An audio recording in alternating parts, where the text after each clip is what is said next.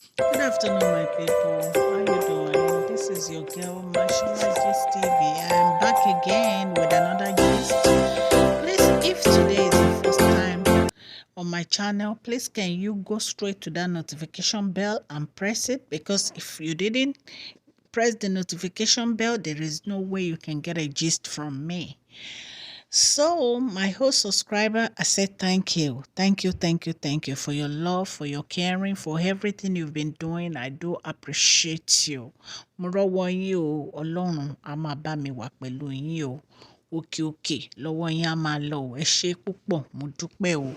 Gist tèní wọ́n ní Péjú ó fa àwọn sísítà Ọọ̀ni of Ifẹ̀ sí gbèrègèdè, ó expose wọn o. Ẹ máa bá wa ká lọ o. Péjú put Ọọ̀ni of Ife sister in the mood and expose them. Wọ́n ní Péjú wá sí palace o, ó wá jókòó, ó wá bá kábíyèsí pé ó wá ń sọ gbogbo àṣírí àwọn sísítà wọn fún kábíyèsí. Ṣé ẹ mọ̀ nǹkan tá a gbọ́ ni gist ni ó wà sí ń bẹ̀ o. Gist ni o. Ó ní pé àwọn sísítà kábíyèsí, àwọn yèyé mẹ́ta, wípé wọ́n fẹ́ plant òun sí palace kóun wá join Mariam so that Naomi ò ní lè padà wá. Wọ́n ní ó ní Canada lòun wà o, tó ń jókòó ara òun, tó ń enjoy ara òun, náà wá pé òun pé kó máa bọ̀ kóun wá fẹ́ kábíyèsí, pé àwọn ò fẹ́ kí Queen Naomi padà wá sí palace, pé kó wá join Mariam kán jọ ṣe iṣẹ́ ibi. Wọ́n ní wọ́n ti sọ fún kábíyèsí pé teen wife ní kábíyèsí fẹ́, pé opportunity dẹ̀ ní fún láti máa bọ̀ láti Canada kó náà wá fẹ́ kábíyèsí. So Péjú wá ń sọ fún kábíyèsí pé òun sọ fún wọn pé òun ò lè fẹ́ ọkùnrin pẹ̀lú teen wife, òun sorry.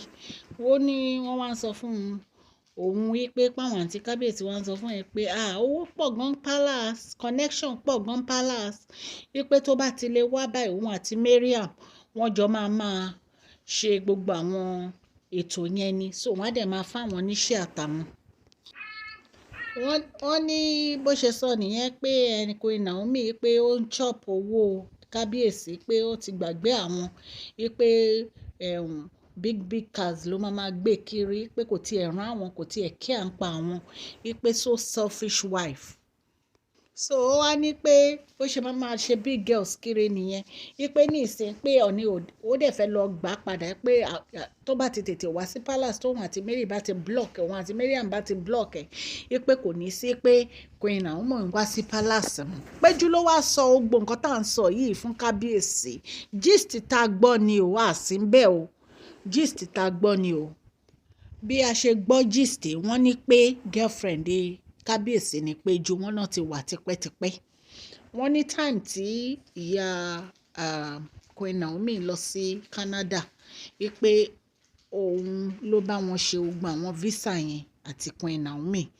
So wọ́n ní ìgbà tí ó wá dé pé kábíyèsí ń fẹ́ oríṣiríṣi obìnrin sínú palace wọn, èyí tí wọ́n ní pé wọ́n ní kí wọ́n máa ṣe, táwọn onífá parọ́ pé kán máa ṣe. Wọ́n ní bí àwọn ẹ̀gbọ́n kábíyèsí ṣe sọ pé kò dáa kí kábíyèsí má jẹ́ kí Péjú náà wá, pé torí bí kábíyèsí ṣe treat ẹ̀ kò dáa, pé so ó yẹ kí kábíyèsí fẹ́ bí olórí náà. So wọ́n wá ní nǹkan tí kábíyèsí ṣe ò dáa, ṣe bá ti ní kán fẹ́ ìyàwó 18, kí ló dé tí wọ́n lè fẹ́ Péjú, pé kí wọ́n fẹ́ Péjú, kán fẹ́ Péjú.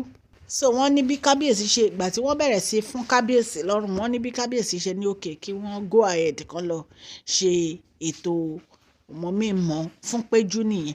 Mo rò pé ìgbà yẹn la rí Péjú tó náà ṣe bí olórí tó rìn kiri páàrí, tó ń kí wọn, tó ń ṣe gbogbo ẹ̀.